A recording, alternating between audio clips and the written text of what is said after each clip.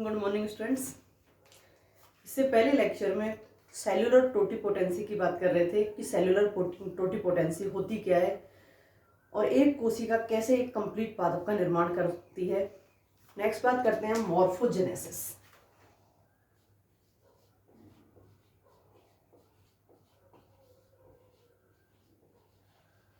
Morphogenesis morphogenesis या कहें संरचना विकास। संरचना विकास संरचना विकास हम अंग निर्माण की बात कर रहे हैं। अगर हम किसी पादप के लिए बोल रहे हैं कि इस पादप की मॉर्फोजेनेसिस कैसे है, तो वो मॉर्फोजेनेसिस हम अंग निर्माण से संबंधित होगी या फिर कहें कि अंग निर्माण की बात कर रहे हैं। तो यहाँ किसी भी कैलस के द्वारा अंग निर्माण कैसे हो रहा है, वो प्रक्रिया क्या कहलाती है? मॉर्फोजेनेसिस कहलाती है। मॉर्फोजेनेसिस की अगर हम लोग डेफिनेशन की बात करें कि डेफिनेशन क्या होगी यहाँ पर, तो देखिए मॉर्फोजेनेसिस में कौन कौन सी चीजें आएंगी। तो मॉर्फोजेनेसिस में अंग निर्माण भी आएगा,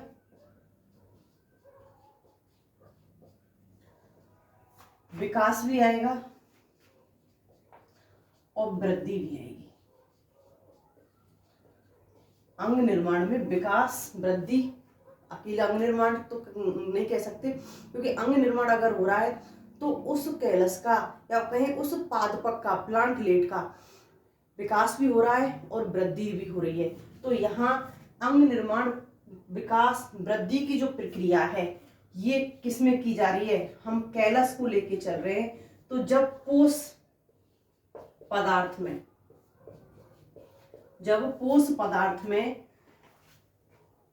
आवश्यकता अनुसार जिसको एक वर्ड और है जैसे इष्टतम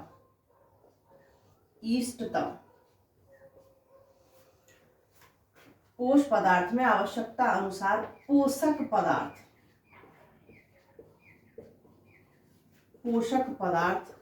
मिलाए जाएं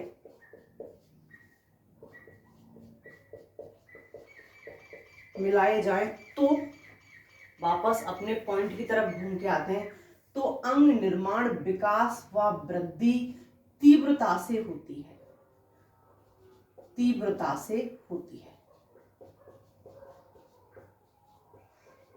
जिसे क्या कहते हैं? हम संरचना विकास या मॉर्फोजेनेसिस कहते हैं।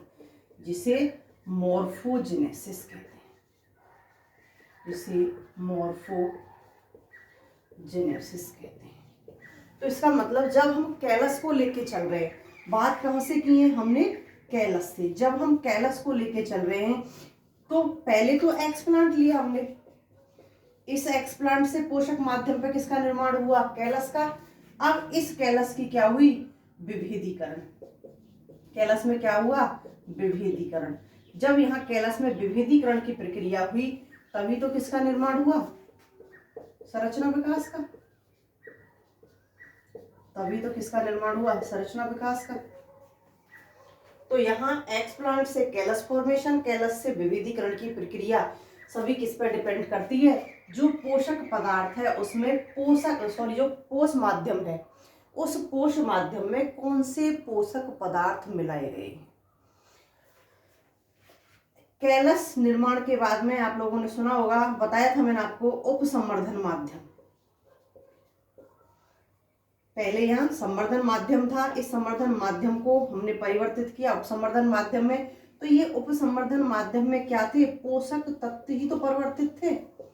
पोषक तत्वों को चेंज किया और पोषक तत्वों को चेंज करने पर किसकी क्रिया हो गई? यहाँ पर विभेदीकरण की, जिससे यहाँ अंग का विकास हुआ, वृद्धि हुई, ग्रोथ हुई। तो यहाँ ये प्रक्रिया क्या कहलाती है? मॉर्फोजेनेसिस कहलाती है। और ये प्रक्रिया प्रत्येक जाति के लिए, ऐसा नहीं है कि सभी के लिए, प्रत्येक जाति के लिए क्या होती है? अलग। प्रत्येक जाति के लिए अलग होती है। क्यों अलग क्यों हो रही है? बात कर रहे हैं हम यहाँ पर पोषक पदार्थों की, न्यूट्रिएंट्स की, पोषक पदार्थों की, न्यूट्रिएंट्स की। तो प्रत्येक जाति की जो रिक्वायरमेंट है, हमने यहाँ जो इष्टतम वर्ड लिखा है, आवश्यकता अनुसार, प्रत्येक जाति की जो रिक्वायरमेंट है वो रिक्वायरमेंट क्या होती है, सभी की अलग अलग। जब रिक्वायरमेंट अलग है तो इनकी संरचना विकास की प्रोसेस भी अलग होगी, नॉर्मल सी बात है वो तो यहाँ प्रत्येक जाति के लिए पोषक पदार्थों की रिक्वायरमेंट अलग होती है। जब पोषक पदार्थों की रिक्वायरमेंट अलग है तो यहाँ पर जो विभेदीकरण की प्रक्रिया हो रही है, जो विकास की प्रक्रिया हो रही है, वो भी क्या होगी, सभी के लिए अलग अलग होगी। जैसी उनकी आवश्यकता है उन्हीं के अनुसार अगर उनको पोषक पदार्थ दे दिए जाएं तो यहाँ पर अंग तंत्र का निर्माण हो जाता है, विभेदीकरण की प्रक्रिया हो जाती है। अब इस प्रक्रिया को कौन कौन से ऐसे कारक हैं जो प्रभावित करते हैं, क्योंकि ऐसा तो हो ही नहीं सकता कि अगर किसी भी प्रकार की कोई ग्रोथ हो रही है या कोई भी कार्य हो रहा है उस कार्य को प्रभावित ना किया जाए, किसी ना किसी कारक के द्वारा प्रत्येक कार्य प्रभावित होता है, या फिर ऐसा कोई फैक्टर होगा जो उसको आगे या तो बढ़ाने की प्रक्रिया करता है या रोकने की प्रक्रिया करता है। तो यहाँ पर मॉर्फोजेनेसिस को प्रभावित करने वाले कारक, प्रभावित करने वाले कारक, ऐसे कौन कौन से कारक हैं जो मॉर्फोजेनेसिस को प्रभावित करते हैं।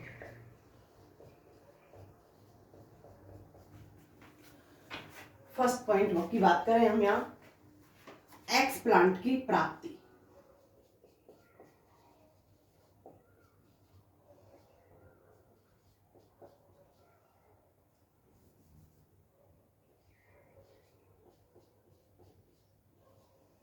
प्राप्ति स्थल,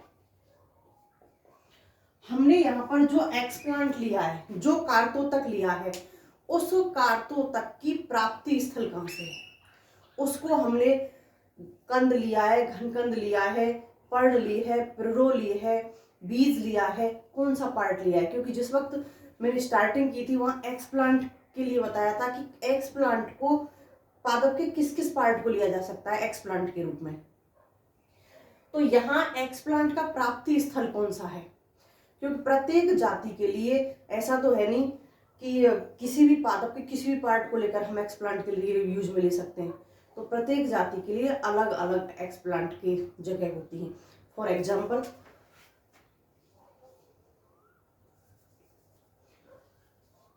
बात करें हम यहाँ बिगोनिया सोलेनम,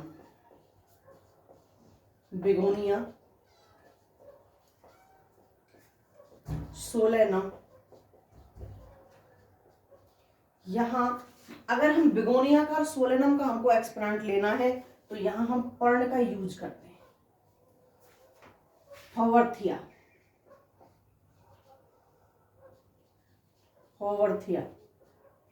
अगर हॉवर्थिया को ले रहे हैं तो यहाँ पुष्प क्रम को लेंगे, पुष्प क्रम को एक्सप्लांट के रूप में हम यहाँ पर लेंगे।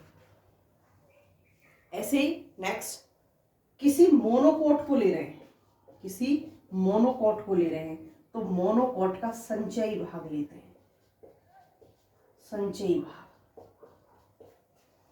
जितना भी मोनोकोट प्लांट है उन मोनोकोट प्लांट का क्या लेते हैं, संचयी भाग, किसके रूप में, एक्सप्लांट के रूप में लेते हैं। तो प्रत्येक पादप जाति के लिए जो एक्सप्लांट होता है वो अलग अलग स्थानों से लिया जाता है। जैसे मोनोकोट के लिए हम किससे ले रहे हैं, संचयी भाग से ले रहे हैं, बेगोनिया सोलेनम के लिए हम पर्ण ले रहे हैं। तो प्रत्येक जाति के लिए एक्सप्लांट अलग अलग होता है। क्यों ले रहे हैं, जो पार्ट सबसे ज्यादा जिस जाति के अंदर ग्रोथ कर सकता है, सबसे ज्यादा पावरफुल है ग्रोथ करने में, तो उसी पार्ट को लेंगे। ऐसे नहीं है कि जो सबसे कम ग्रोथ करेगा उस पार्ट को लेंगे, क्योंकि हमको तो कम से कम लागत में अधिक से अधिक पार्ट का निर्माण करना है, अधिक से अधिक पादपों का निर्माण करना है। तो यहाँ उस चीज को लेके चलते हैं जिससे कम से कम प्रॉब्लम्स क्रिएट हो। सेकंड,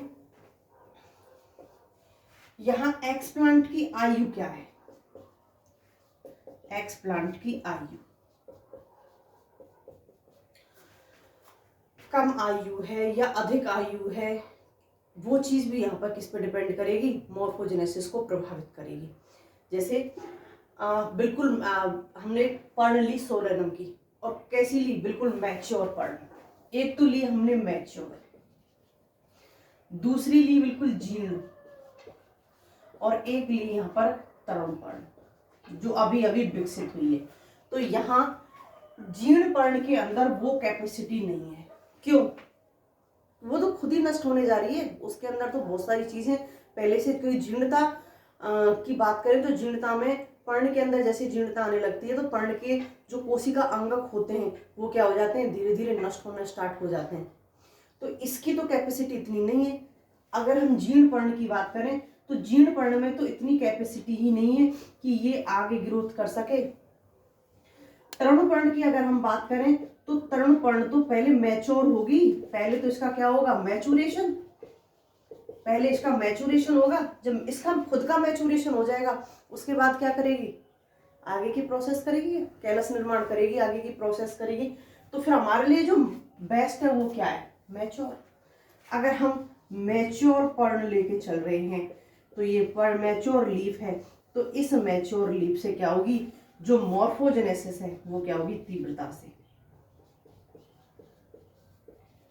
मॉर्फोजेनेसिस तीव्रता से होगी, मॉर्फोजेनेसिस तीव्रता से होती है। जैसे फॉर एग्जांपल बात करें हम निकोटियाना तंबाकू,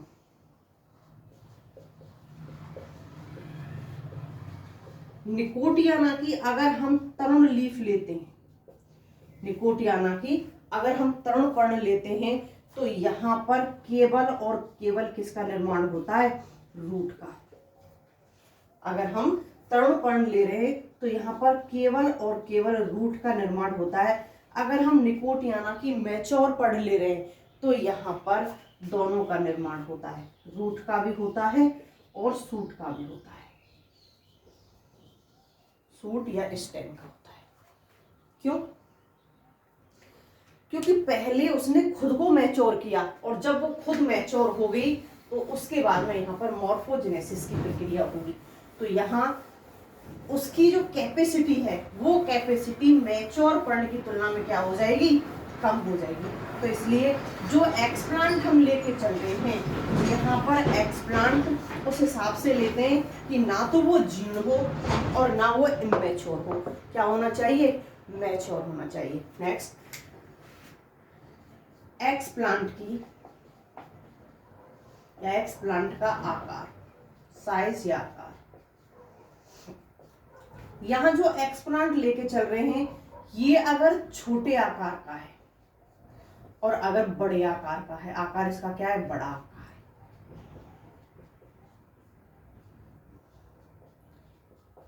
तो देखिए यहां पर कोई कंद है, कोई पर्ण का टुकड़ा है, कोई प्रोसीड्स का टुकड़ा, टुकड़े तो होते हैं एक्सप्लांट और क्या होते हैं, स्लाइस ही तो ले रहे हैं, उनकी काट ही तो ले रहे हैं। तो अगर छोटे आकार का है तो इसके अंदर जो पुनर्जीवन की कैपेसिटी होती है, किसी को काट दिया, काटने के बाद में वो पूरे पादप का निर्माण कर रहा है तो पुनर्जीवित जिंदगी उसको दोबारा ही तो मिल रही है।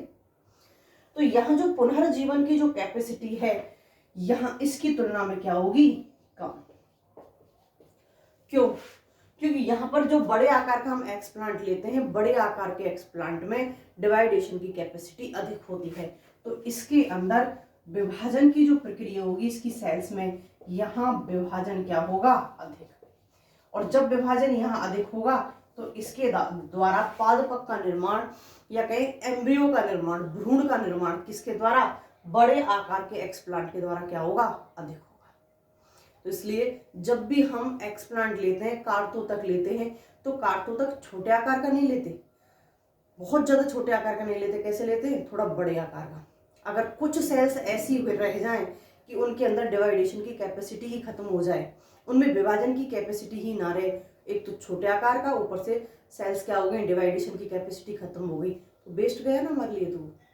तो इसलिए अगर कुछ सेल्स ऐसी ही रह जाएं जो डिवाइडेशन नहीं कर रही हैं, विभाजन की उनकी कैपेसिटी खत्म हो गई है, तो कुछ तो बचेंगी ना, तो वहां पर जो हम पोषक माध्यम लेके चल रहे हैं वो वेस्ट नहीं जाएगा, वहां क्या होगा, जो बनाना हम चाह रहे हैं वो बनेगा वहां पर। कैलस फॉर्मेशन होगा, कैलस फॉर्मेशन से हमारे पास में एम्ब्रियो आएगा और एम्ब्रियो से हमारे पास में प्लांटलेट का निर्माण होगा। तो यहाँ इसलिए बड़े आकार का एक्सप्लांट लेके चलना चाहिए। लाइट, प्रकाश। अधिकतर हम दो प्रकाश को यूज में लेते हैं यहाँ पर, क्योंकि बात ही दो प्रकाश की करते हैं, या तो ब्लू की बात करते हैं या फिर हम रेड की बात करते हैं। तो यहाँ दो प्रकाश के दो प्रकार के प्रकाश को लेके चलते हैं।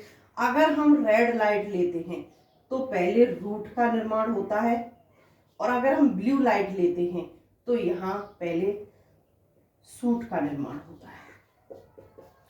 सूट कहें या स्टेम कहें, कंफ्यूज मत होना, दोनों एक ही बात होती है, सूट और स्टेम। तो यहाँ अगर हम ब्लू लाइट लेके चल रहे हैं तो यहाँ पहले सूट का निर्माण होगा या स्टेम का निर्माण होगा। अगर हम रेड लाइट लेके चल रहे हैं तो यहाँ पर किसका निर्माण होगा? रूट का निर्माण होगा। तो लाइट भी क्या करती है, यहाँ पर अपना प्रभाव दिखाती हैं। रेड लाइट में अलग प्रभाव दिखाई देगा और ब्लू लाइट में क्या होगा? अलग प्रभाव दिखाई देगा। हार्मोन्स, और हार्मोन्स में खास तौर पर ऑक्सीन। देखिए ऑक्सीन अगर साइटोकाइनिन के संग है,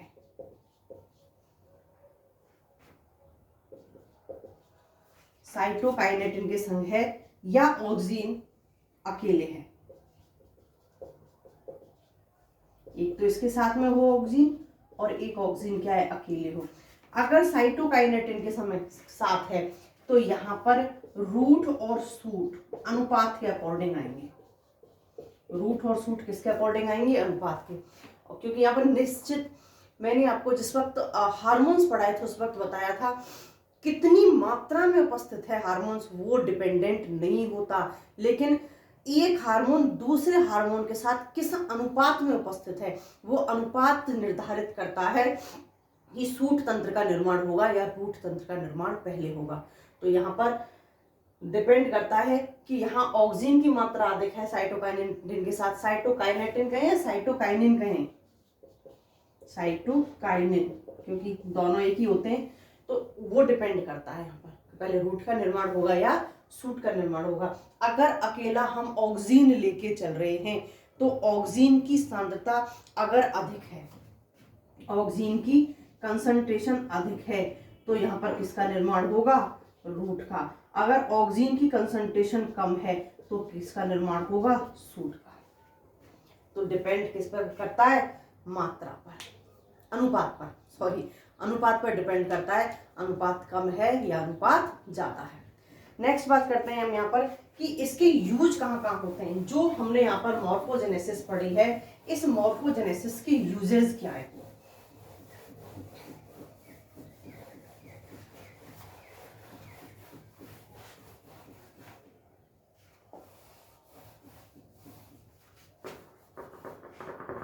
मॉर्फोजेनेसिस के उपयोग,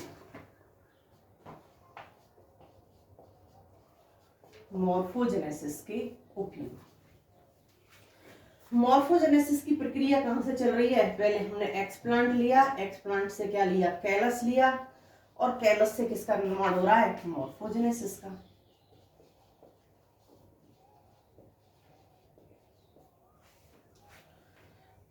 एक्सप्लांट से अंग का विभेदीकरण की प्रक्रिया कैसे हो रही है? हमारे अंडर कंट्रोल। लैब के अंदर जो परिस्थितियां हैं वो कैसे हैं? कंट्रोल कंडीशन है। तो यहां फर्स्ट पॉइंट, मॉर्फोजेनेसिस से हम पादप की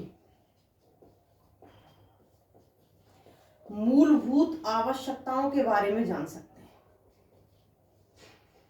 मूलभूत आवश्यकता, मूलभूत आवश्यकताओं के बारे में जान सकते हैं।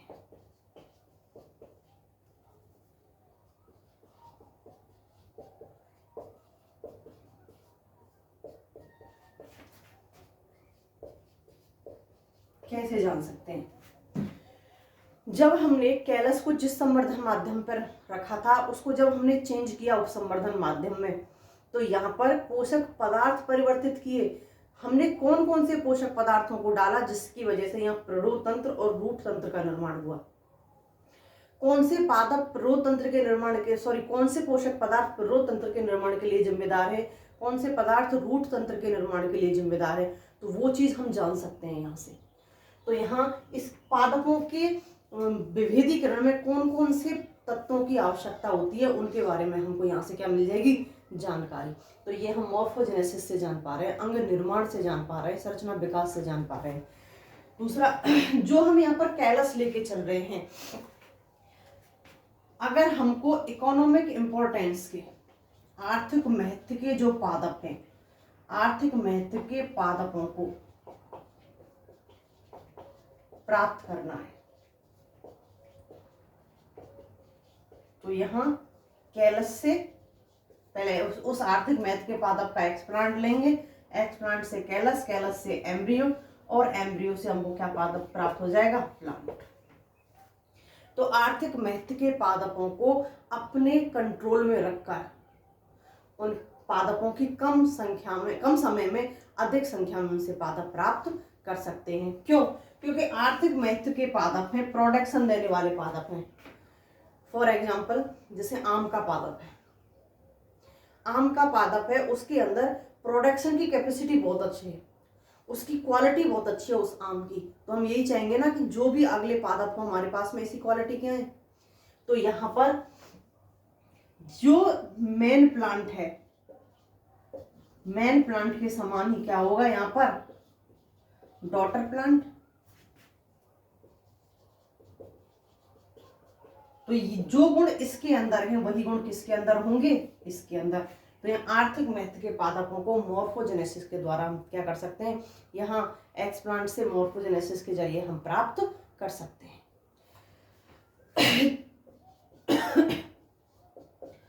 प्रतिरोधी जातियां प्राप्त कर सकते हैं, प्रतिरोधी जातियां।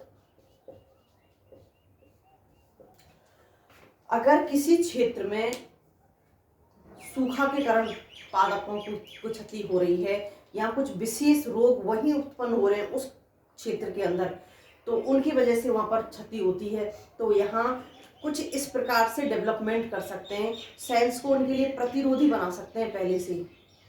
अगर सूखा वाला क्षेत्र है, वहां बार बार सूखा का सामना करना पड़ रहा है फसल को या पादपों को, तो उनके अंदर पहले से ही वो कैपेसिटी, क्योंकि यहाँ पर जो क्रिया हमारे अंडर कंट्रोल है, वहाँ क्या परिवर्तन कर रहे हैं वो परिवर्तन भी हम कर सकते हैं। तो यहाँ प्रतिरोधियों जातियों का भी निर्माण करके ऐसे क्षेत्रों के लिए पर्टिकुलर किस्मों को बनाकर तैयार कर सकते हैं, जिससे वहाँ सूखा को झेल सकें, रोग को झेल सके, प्रतिरोधी जातियाँ प्राप्त कर सकते हैं।